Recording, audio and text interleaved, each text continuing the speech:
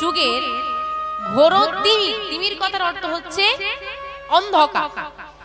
এই কলিযুগের যে ঘোর অন্ধকার, সেই অন্ধকারে নিমজ্জিত হয়ে ভুলেই গেছি কে আমি, কোথা থেকে এসেছি, কি আমার আসল পরিচয়, কে আমার আপন কে আমার পর, সেটুকু বিচার বুদ্ধি আমাদের লোপ পেয়েছে। আমরা জানি মা কোথা থেকে এসেছি, জানি কোথায় যাব। এই জগতে আমার বলতে কেউ আছে, আপন বলতে কেউ আছে? আরে আপন ছাড়ো, আমরা বড় অহংকার করে বলি আমি এই করেছি, আমি ওই করেছি, আমি সেই করেছি। তুমি করেছোটা কি আগে বলো দেখি, কি করেছো? পৃথিবীতে এসেছো অন্যের কৃপায়। মা যদি গর্ভে না ধরতো তোমার এই পৃথিবীতে আসা হতো না, তাই তো? তাহলে মা কৃপা করে গর্ভে ধরলো বলে এলাম। তাহলে তুমি পৃথিবীতে এলে অন্যের কৃপা, বড় হলে অন্যের স্নেহেতে, অন্যের ভালোবাসা, পড়াশোনা করলে অন্যের টাকায়, অন্যের কৃপায়। গুরু যদি শিক্ষা না দিতে তুমি পেতে, তাহলে এবার তুমি চাকরি পাচ্ছ অন্যের দয়ায়। সে দয়া করলে তবে তোমার কাজ পাওয়া। যদি মালিক তোমাকে দয়া না করে কাজ দেয়, তুমি কাজটা পাবে কোথায়? তাহলে কাজ পেলে অন্যের দয়ায়। এইবার সারা জীবন কাজ করে যাচ্ছ অন্যের আদেশে। তোমার ওপরের মালিক যা অর্ডার দেবে তোমাকে তাই করতে হবে, অন্যের আদেশে কাজ করছো। বৃদ্ধ হয়ে যাবে কর্ম করতে করতে। ছেলে যদি দুবেলা দুমুঠো ভাত দেয় তো জুটবে না। তাহলে বৃদ্ধ বয়সেও অন্য কেউ দেখলে তবে তোমার পেট চলবে। চলো সবই তো সবাই করে দিল, এনেও দিল।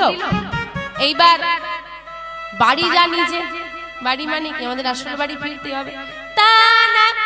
মারা গেলেও যদি চারজনে কাঁধে তুলে না দেয়, যদি নিয়ে না যায়, আমার এই পচা দেহটার সৎ কীর্তি আর হবে। তাহলে তুমি জীবনে করলে কি? সবই তো লোক করে দিল তোমার। না নিজের কিছু করার ক্ষমতা আছে, আর না নিজের বলে কিছু আছে। আমার গাড়ি, আমার বাড়ি, আমার ছেলে, আমার মেয়ে। আরে ভেবে দেখো, আমার আমিটাকে, আমি কাকে বলি? দেহটাকে। এই দেহ যদি না থাকে আমি বলে কাকে পরিচয় দেয়? তাহলে এই দেহটাকে আমি বলছি, যে আমিটাকে আমি বলছি, সেই আমিটাই আমার নয়, সেই দেহটা আমার। এটাই তো লোকের দরকার। সে চাইলে ফেরত দিতে হবে, তাতেও তোমার অহংকার। ত্রিনাদপি শুনিছেন তরুরেব সহিষ্ণুনা আমানেন মানদিন কীর্তনে সদা হরি। ত্রিনাদপি শুনিছেন, ত্রিনো অপি শুনিছেন। ত্রিনো মানে কি? ঘাস। ঘাসের উপর দিয়ে তুমি পা দিয়ে দাও, সরিয়ে নাও, আবার মাথা তুলে দাঁড়িয়ে পড়ো। ত্রিনো অপি, ত্রিনের চেয়েও, ঘাসের থেকেও নত হওয়া লাগবে। তরু মানে গাছ, গাছের মতো সহন ক্ষমতা লাগবে। গাছের তুমি পাতা ছিঁড়ে নাও, ডাল ভেঙে দাও, কোনো উত্তর সে করে না। বৈষ্ণবের গুণ, তোমাকে একটা চর মরে গেল, তোমাকে উত্তর করা চলবে না। অমানিন মানদেন, অমানিকেও মানদান করতে হবে। তুমি জানো এ বেটা চোর, এ আমার ক্ষতি করতে এসেছে, চুরি করতে এসেছে, কিন্তু তবুও তাকে মান দিতে হবে। তুমি তাকে সম্মান করবে, সে খারাপ হতে পারে, তুমি তাকে মনে মনে জেনে রাখো চোর, ওর থেকে সাবধানে থাকতে হবে। তার মানে এই নয় তুমি তাকে অপমান করবে। সম্মান দান করো, এটা তোমার কর্তব্য বৈষ্ণবের। আর মুখে সর্বদা কৃষ্ণ নাম থাকবে, তবে না তুমি ভক্ত, তবে না তোমার মধ্যে কৃষ্ণ প্রেম। তা না আমাদের মধ্যে শুধু অহংকার। তুই আমাকে এই কথাটা বললি, তোর এত বড় সাহস! উচিত নয়। আমাদের অহংকার চার প্রকার। অহংকার কত? চার। কি কি? রূপের অহংকার, জ্ঞানের অহংকার, বর্ণের অহংকার, আর একটা সবাই বলতে পারবে কিসের? রূপের, জ্ঞানের আর বর্ণের। বাকিটা আরে একটা এটা না বলতে পারলে সব লস। কিসের অহংকার? টাকা। এই এলাকার সব থেকে বড় লোক আমি, তোর সাহস হয়, জানিস আমি কি করতে পারি। এই আমাকে খুব সুন্দর দেখতে, রূপের অহংকার। তুই ভালো না, এই হচ্ছে রূপের অহংকার। দ্বিতীয় জ্ঞান। এই তুই মাধ্যমিক পাস, আমি এমএ পাস। জ্ঞানী তাকে বলে না যে অহংকার করে, জ্ঞানী তাকে বলে না যে তর্ক করে। মূর্খরা তর্ক করে, জ্ঞানীরা চুপ থাকে। কিসের জ্ঞানী? তুমি যদি মানুষকে সম্মান করতে না পারো। কিসের শিক্ষা? তুমি যদি মানুষকে ভালোবাসতে না পারো। কিসের তোমার জ্ঞান? কিসের শিক্ষা? কি এমন শিক্ষা নিয়েছো যে তুমি কারো কাছে মাথা নত করতে পারবে না? এখন বেশি শিক্ষিত হয়ে গেলে বাবা মা গ্রামের বাড়িতে পড়ে আছে, আর ছেলে বউকে নিয়ে বিদেশে গিয়ে আছে। বাবা মা মরলো কি বাঁচলো তার খবর নেই। এই তোমার শিক্ষা?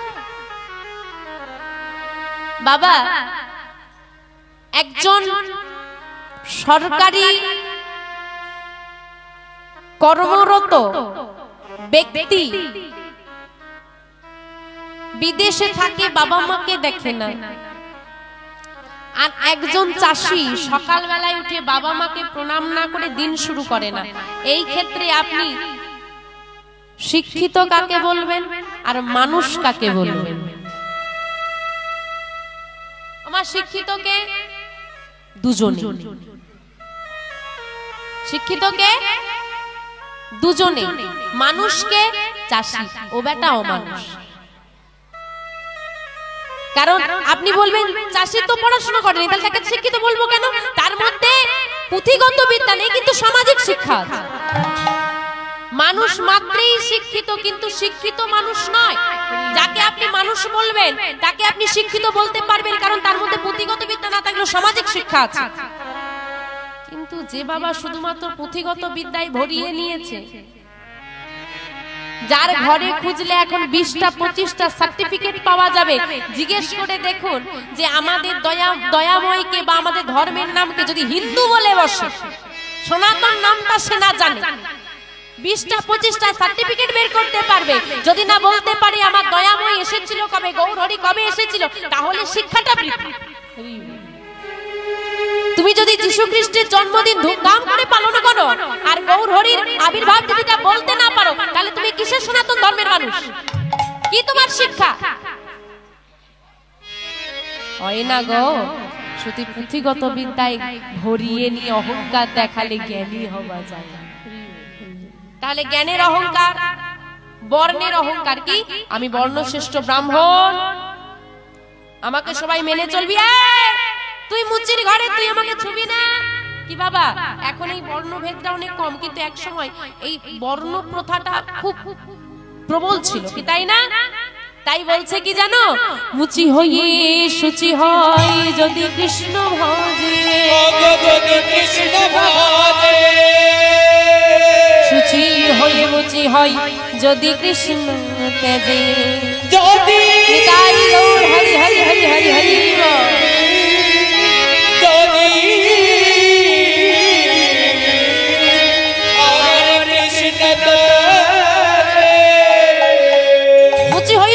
যদি কৃষ্ণ ভাজে, শুচি হয়েও মুচি হয় যদি কৃষ্ণ তেজে। তুমি যত বড় কুলেরই মানুষ হও না কেন, এই যে তুমি যে ব্রাহ্মণ, তুমি যে একটা উচ্চ বংশের সন্তান, তা কতজন জানবে? তোমার এলাকার মানুষ, কি তাই তো? তোমার এলাকার মানুষ জানলো। তুমি যখন তোমার নিজের এলাকা ছেড়ে বেরিয়ে যাবে, কে তোমাকে চেনে? তুমি কোন বংশ? তুমি গায়ে লিখে বেড়াবে আমি ব্রাহ্মণ, আমাকে মেনে চল, লিখে নিয়ে বেড়াও। সেইখানে তোমার পরিচয়, তোমার কর্ম, তোমার ব্যবহার। মানুষ হয়ে যদি মানুষকে সম্মান করতে না পারো, তোমার মধ্যে দীনতা যদি না থাকে, তুমি কৃষ্ণের ব্রাহ্মণ।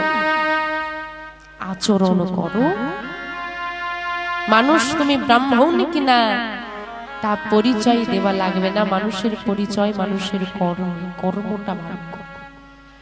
আর টাকার কথা বলতে হবে না, যেটা বাকি রয়ে গেল, এটা সবার জানে।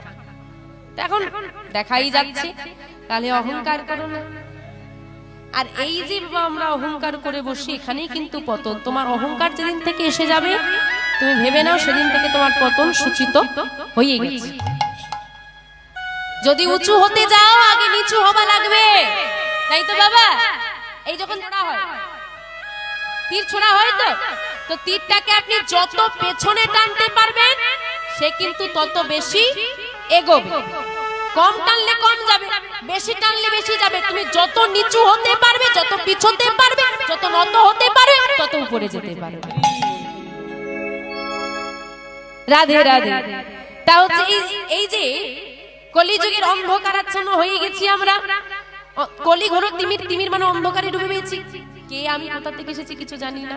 আর বাবা, আমার এটা কথাটা একটা বলি, যে এই যে কথাটা বলা হচ্ছে না, কলি ঘোর তিমির মানে অজ্ঞানতার অন্ধকার। অন্ধকার বলতে হৃদয়ের অন্ধকারের কথা বলছে, অজ্ঞানতার অন্ধকার। আচ্ছা বাবা, আপনি বলুন তো, এখন যদি বলি, মানে বর্তমান সমাজে দাঁড়িয়ে যদি বলি অজ্ঞানতার অন্ধকার, এই কথাটা কি প্রযোজ্য হবে? অজ্ঞানতা মানে কি? যার মধ্যে জ্ঞান নেই। আগে পুরো গ্রাম ঘুরলে কটা শিক্ষিত পাওয়া যেত বাবা? মানে পুরো গ্রামে ধরুন 4-5 জন। মানে আপনাদের সময়কার কথা বলছি, আপনাদের বয়স যখন আমাদের মতো ছিল, কি ঠিক বলছি তো? পুরো গ্রামে 4-5 জন পাওয়া যেত। এখন একটা পরিবারে 4-5 জন পাওয়া যায়। তাহলে অজ্ঞানতা বলা যাবে? শিক্ষিত হচ্ছে, জ্ঞান তো বাড়বে নাকি? তারপরে এই যে এত হরিবাসরের প্রচলন, আরে আপনাদের সময়কার ছাড় না, আমরা আমাদের ছোটবেলায় দেখিনি এত কীর্তন হয়, এত কীর্তনিয়া। তাহলে এত যে জ্ঞানের প্রচার বাড়ছে, কি হচ্ছে? তাহলে কি অন্ধকার, জ্ঞানের অন্ধকার বলা যাবে? অজ্ঞানতার অন্ধকার? এখন বলতে হবে জ্ঞান পাপী, জানে কিন্তু তবুও পাপ করবে। প্রমাণ দেখবেন। ওমা, এখানে যারা বসে আছেন, দাঁড়িয়ে আছেন, প্রত্যেককে বলছি, কারা কারা মন থেকে বিশ্বাস করেন যে সব জায়গায় ভগবান আছে, তারা একটু হাত তোলেন দেখি। মন থেকে কারা কারা বিশ্বাস করো যে সব জায়গায় ভগবান আছে? একটু তুলে রাখো, দেখে নি মুখগুলো। মন থেকে বিশ্বাস করো, নামিয়ে দাও। তারপরেও মিথ্যে কথা বলো কোন সাহসে? হয়ে গেল। জানি সব জায়গায় ভগবান আছে, কেউ না দেখতে পেলেও সে দেখতে পাচ্ছে, তবু মিথ্যে বলবো। তাহলে যে জানে না তাকে জানানো যায়, যে বোঝে না তাকে বোঝানো যায়, যে জেনে না জানার ভান করে তাকে কেউ বোঝাতে পারে? আচ্ছা না, সবাই তো জানেন গুরুচরণ আশ্রয় করে কণ্ঠে তুলসীর মালা পড়তে হয়, জানেন হ্যাঁ কি না? জোরে উত্তর চাই। সবার গলায় তুলসীর মালা আছে? তাহলে আর কি করা যাবে? এগুলোকে জ্ঞান পাপী, অজ্ঞানতার অন্ধকার বলা যাবে? আমরা হয়েছি জ্ঞান পাপী, জানি কিন্তু করব না। হরি বল, হরি বল। কিন্তু আমার গৌর হরি মাগো, আমরা অহংকার করি, আমরা জাতি ধর্ম বিভেদ করি। আমার গৌর হরি এমন দয়া, আমার গৌর হরি এমন দয়াময়, কলির জীবের দ্বারে দ্বারে এসে হাতে ধরে পায়ে ধরে অযাচিত ভাবে নাম দিচ্ছে, বার বলছে, ওহে কলির জীব একবার নাম বলো। আপনার মঙ্গলের জন্য আপনার দাঁড়িয়ে এসে করজোড়ে দাঁড়িয়েছে, এমন দয়ালা নেই আর কোনোদিন হবে। এই একবার আমরা পেয়েছি, এত ভাগ্যবান মা আমরা। আপনার দ্বারে আমি আপনাদেরকে ভালো উপদেশ দিতে গিয়েছি, আপনি আমাকে অপমান করে তাড়িয়ে দিলেন, আমি দ্বিতীয়বার আর যাব? গৌরহরি এসেছিল, অপমান করছে, তাড়িয়ে দিচ্ছে, না জানি কত লোকের কত কটু কথা, তবুও সে করজোড়ে বলে নাম নাম। নিত্যানন্দ দয়ালকে যখন আঘাত করলো, আমার নিত্যানন্দ দয়াল সরে যায়নি, প্রতিবাদ করেনি, অভিযোগ আনেনি, বরং বলেছে, আরো মা মেরেছিস তো কি হয়েছে, আরো মা, মারলে ক্ষতি নেই, কিন্তু একবার কৃষ্ণ। এত প্রেম, এত দয়া, এত উদারতা কারোর মধ্যে নেই। আমি বলছি কৃষ্ণের মধ্যে। আপনি ভেবে দেখুন, কংস যদি পাপী হয়, শিশুপাল যদি পাপী হয়, জগাই মাদাই পাপী নয়, চাঁদ গাজী পাপী নয়, হ্যাঁ কি না?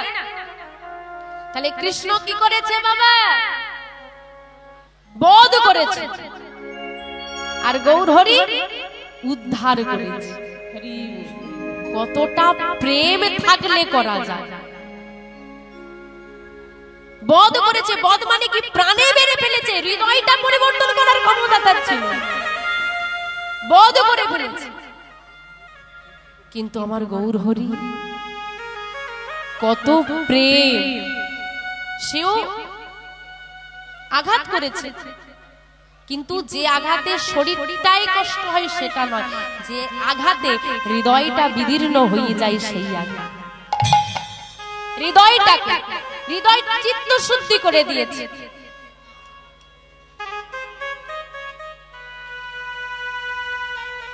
হরি বল, হরি বল, কত দয়া, উদ্ধার করে দিয়েছে মা, বধ করেনি। জাতি ধর্ম বিভেদ তুমি করেছো, আমি করেছি, অহংকার তুমি করো, আমি করো, আমার গৌর হরি নয়। জাত ধর্ম বিচার না করে, ছোট বড় বিচার না করে, সবার চরণ ধুলা অঙ্গে মেখে ধুলায় গড়াগড়ি দিয়ে বলেছে একবার কৃষ্ণ বল। আর এমন করে নামের প্রচার করেছিল বলে আজকে আপনি আমি বসে এমন সুন্দর নাম আস্বাদন করতে পারছি, আনন্দ করতে পারছি। কি মা আনন্দ হচ্ছে না? বাড়ি যাব মন হচ্ছে, হচ্ছে না? তাহলে সবার আনন্দ হচ্ছে। আচ্ছা, আমার গৌর হরিকে কারা কারা ভালোবাসেন একটু হাত তোলেন দেখি। আমার গৌর হরির জন্য